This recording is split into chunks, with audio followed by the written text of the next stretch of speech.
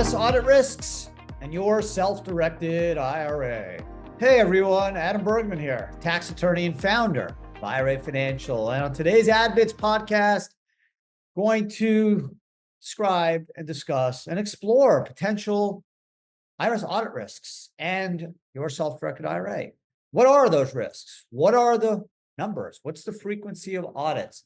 What is the challenges the IRS has in identifying and then potentially auditing a self-directed IRA investment? So unfortunately, or fortunately, I guess, for our purposes, there's just not a lot of data out there in terms of how IRAs are audited. Why? There is no specific IRS audit division for IRAs. Okay. Actually, according to a 2014 GAO Government Accountability Office report, the IRS, and this is in their own words from Treasury, were clear that IRAs are audited through the small business self-employed division. And I'm going to read you some language from this 2014 GAO report because it's really the best publicly disclosed document that describes the audit process and the challenges the IRS faces when auditing self-directed IRAs. So the SBSE, as I mentioned, small business self-employed division, unlike 401ks where the Department of Labor and the IRS actually have an audit division, and they actually disclose the number of solo 401ks, the number of 5,500 EZs, standard SEs, and then 5,500s they audit. For IRAs, they don't. They do not disclose how many 5498s, which is the IRS IRA audit form, which is completed by the custodians like IRA Financial or Vanguard. They do not disclose how many of those they look at or audit. And in fact, what they're telling us is that for IRA audits, the way they find potential audit subjects is through the 1040, right? It's through your actual tax return. So this is what they wrote. The IRS's SBSD division uses field audits to pursue complex individual tax return cases, including those that could involve IRAs with unconventional assets. Okay, so they said non-compliance involving IRAs with unconventional assets, which means alternative assets, is generally detected through labor-intensive audits of individual taxpayers. So they're saying they're not just going to randomly pick individuals and audit them, then look at their tax return. They're generally going to look at more complex individual tax returns. And even if they do, there's generally not a lot on the tax return that's going to tell them anything but the IRA. And that's why generally from the statistics we hear about and are disclosed, it's generally folks that are in the required minimum distribution age, those over 73 that get their returns audited. And then the auditor actually asks questions about the IRA. Why? Because especially if you have a pre-tax IRA, the valuation of that asset is going to be very important because it's going to determine how much tax you're going to have to pay. So what the IRS is really concerned about is undervaluing alternative assets. They're not as worried about traditional assets because you can't essentially play around with the facts, because if you own publicly traded securities, it's very obvious what those values are as of 12/31, right? Anyone could find that through the internet. If you have private stock, real estate, gold, crypto, well, cryptos and gold, not necessarily, but private equity, hedge funds, credit funds, it's more subjective. Is this worth X or Y?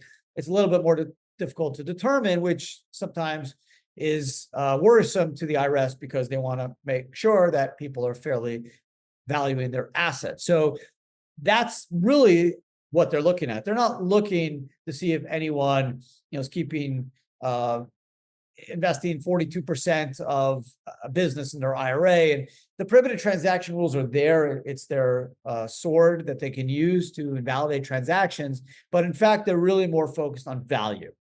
So if you look at the GAO report from 2014, what they're saying is, hey, we're generally going to need to look at complex individual tax returns, and then we're going to have to ask further questions on the IRA, because if you look at the tax return, if you're under 73 and you're not taking a distribution, the tax return is not going to tell you anything. It won't even tell you how much you have in an IRA. It may tell you if you took a taxable deduction for making an IRA contribution. It's not going to tell you if you have 50 grand in your IRA or $50 million. And it's certainly not going to say if your IRA is investing in stocks or real estate. So that's where they have to probe further. And it's obviously very difficult.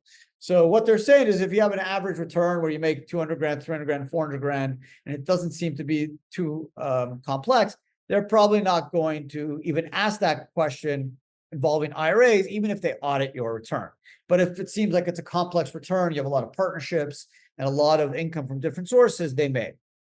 And they basically are saying, listen, we have to do a better job training our audit folks and giving them more training and aid material because they're not able to spot these issues.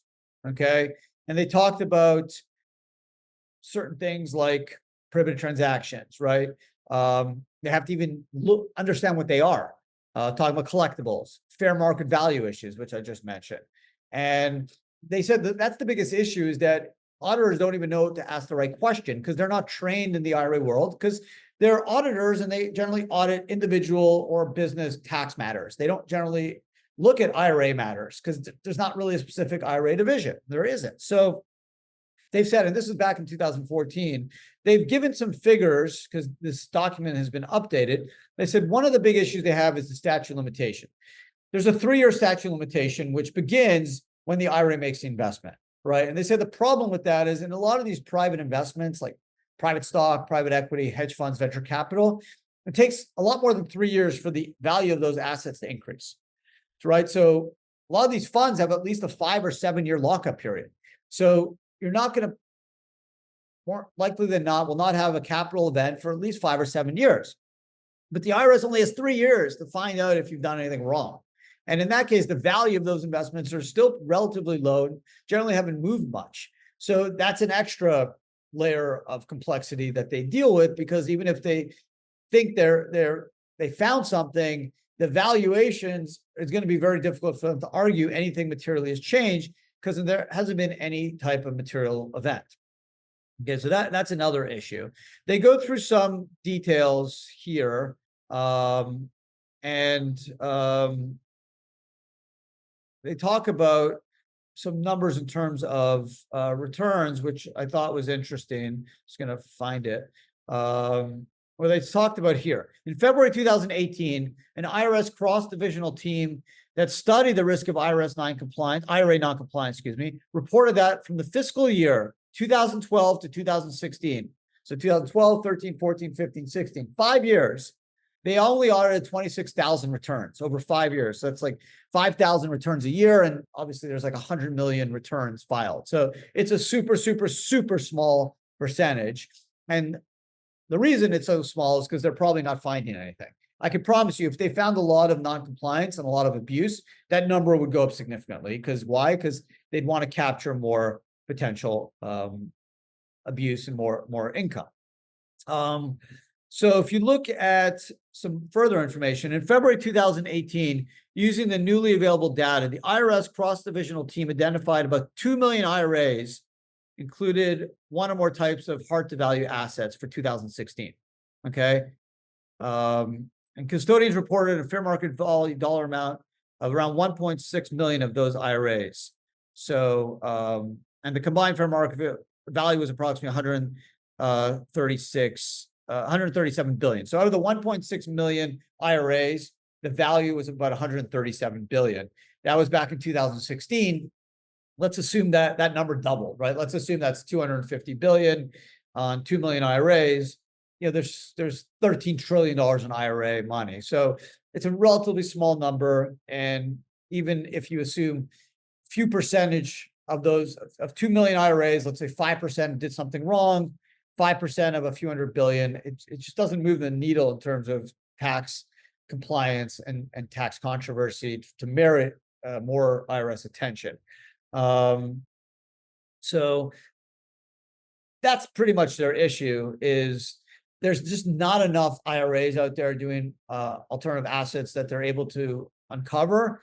And once they get that universe of IRAs going and trying to find a needle in a haystack of 1 or 2 IRAs that maybe did something wrong, it doesn't make economic sense. They have a better chance to bring in more tax revenue, auditing high net worth individual corporations, and those types of folks, then going after IRAs. Number one, they have to try to find out if you have an IRA. The 1040 may not tell them that. They then have to find out what your IRA invested in. And we know like less than 5% of IRAs are in alternative assets.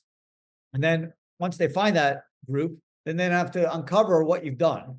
And they only have 3 years to figure this out. And if they miss the 3-year, they can't go back and attack the transaction, even if you did something prohibited. So they're really dealing with an uphill battle. And that's why they're not putting a lot of resources in, because number one, it's complex to locate these IRAs. Once you identify and locate them, it takes training to understand what are these prohibited transactions. A lot of them are gray areas. And then thirdly, you only have 3 years to bring a case. And a lot of the potential cases don't materialize for maybe 5, 6, 7 years, because in the first 3 years, the valuation is pretty much what you paid for it. So it's going to be hard for the IRS to argue any discounted valuation or miscalculated valuation. Now, sure, if it's a prima facie prohibited transaction, meaning you bought a home and live in it, yeah, the IRS, if they have you in 3 years, they'll nail you. But not, again, they have to find you have an IRA. They have to then uncover that you bought a house. They then have to ask the right question of who lives in that house. And then they only have 3 years to figure all that out, where the SB, the Small Business Self-Employed Division, is only looking at your 1040. Okay. So the 1040 doesn't tell them anything. It may not even tell them if you have an IRA, because if it's a Roth IRA, it may not be on there. If you're not making a Roth contribution and getting a tax deduction, it won't be on your 1040, right? So then they have to go look at your 1040 and decide, you know what? This guy makes $250K a year. I'm going to waste my time and ask if they have an IRA. And 95% of the time, they're going to say, yeah, but it's invested in stocks. And I'm like, okay, that wasted my time. And then let's say they claim they're invested in real estate or gold or some other investment. Then I have to ask further questions, okay, and figure out what this alternative asset is, understand the prohibited transaction rules. Did they violate them? A lot of times those are gray areas, and it may not be fruitful enough to bring a case. And then I got to catch them within 3 years of them making that IRA investment. So even if I've audited their tax return within 3 years, I can only go back 3 years. So if this person bought a house 7 years ago and then lived in it, too late. I can't go back and get that person. So it's a very difficult thing. There's less than 5 to 7% of all IRAs are in alts, maybe less. Yes, it's growing tremendously. When I started this business 12, 13 years ago, it was like 2%. You look at the numbers, according to the IRS in 2016, there's only a few million. It's probably doubled now, but it's still a very small percentage when you compare it to 65 million IRAs, $13 trillion. You're in the billions, hundreds of billions, not trillions. So it's a very small number, and it just doesn't move the needle, because they're out of those, let's say it's 500 billion out of 13 trillion. What percentage of people have actually done prohibited transaction? Probably super, super small. I've been doing this, for 12, 13 years, 25,000 clients. I can tell you, taxpayers are very, very focused on the rules. They don't want to violate them. They don't want to blow up their IRA, and they don't need to do prohibited transactions. People aren't doing that. And the custodians like IRA Financial are watching it and making sure they don't do this stuff. Okay. Could transactions slip through that were disclosed to us as not prohibited, but then they turn prohibited? Sure. But those figures are probably super, super minuscule. And for the IRS to waste resources to try to find these folks within 3 years, number one, going through the return and then going through potentially complex transactions, the IRS agents don't have the expertise to do that. And the government admitted that in the 2014 GAO report. So it's why they haven't expanded SBSE and created a subdivision for IRA audits. It's a reason they don't disclose IRA audits, because they don't move the needle, and there's just not enough potential malfeasance to generate enough money for the IRS to merit its own audit division. They just rather kind of group it in with the SBSE, and if there's something that kind of looks awkward, then they get lucky and trip over something. Great. And that's why you don't see a lot of tax cases involving IRAs. There's very, very few. One every couple of years are meaningful. Generally one every 3 or 4 years. There's nothing there because number one, most people aren't doing bad stuff. Number two, the IRS is not putting a lot of attention and resources. And number three, even if they find something for them to bring a case, it's generally got to be a slam dunk. So anything gray, they're generally not going to pursue. And that's why you just don't see a lot of cases. So that doesn't mean you should just do prohibited transaction because you're not going to get caught. Absolutely not. That's why you want to work with a company like IRA Financial, because we want to keep you within the confines of the laws and rules and make sure you don't violate them to protect your IRA. But you should know that this is not a hot audit area where the IRS is knocking on people's doors, pulling people out of bed and, interrogating them about their IRA. The numbers we have from 2012 to 2016, 5 years, they only audited 25,000 accounts.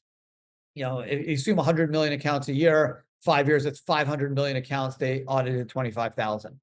You can do the math. It's like 0.000001%. It's not going to happen. So that's it for today's podcast. It's interesting. A lot of people say, "Oh, checkbook control is so risky." The audit, and it's illegal, which obviously is not true. The 2014 GEO report, they spend paragraphs on the LLC documenting how it works and actually saying that their auditors need to be aware to understand how it works, so they could then understand, based off the LLC, if anything prohibited has occurred. Now, if the IRS wanted to say the checkbook control is illegal, they would have had ample opportunity to do this from basically 1996 until 2024 currently, and this GEO report would have been a perfect opportunity to do that. They never did, obviously, because it's not illegal, but there's still, unfortunately, some custodians out there, for whatever reason, trying to tell people you shouldn't do the IRA LLC. It's illegal. It's going to trigger audits. Clearly, the GEO report says otherwise, because number one, they have to uncover it. Number two, they have to find the assets, and they have to determine if anything prohibited occurred. And just having the LLC is not going to automatically generate the audit, because guess what? The LLC is not tied to your 1040, right? Because the LLC is owned by the IRA, not you personally. So they're not even going to know you have a checkbook control IRA LLC by auditing your 1040. So it's kind of circular false argument that kind of lands flat in the dumpster. So that's it for today. It's an interesting, I would Google, if you're interested, you could just Google 2014 GEO report, self-directed IRA. Actually, this one is from 2020. This is the individual retirement accounts. IRS could better inform taxpayers and detect non-compliance. This is a 2020, sorry, not the 2014, which is the self-directed IRA one. This is a January 2020. So you can just Google 2020 IRA GEO report, United States Government Accountability Office report. And there's some good nuggets in here about their challenges for auditing IRAs and the things they're doing to help them out, but also the hurdles they're going to need to go through in the 3-year statute of limitation, which is a major barrier. So I hope you enjoyed today's podcast. That's it for today. If you have questions, comments, leave them. Love to hear from you. Otherwise, this is a weekly podcast that drops every week. So check them out. And that's it. Have a great day. And I'll see everyone again next week. Ciao.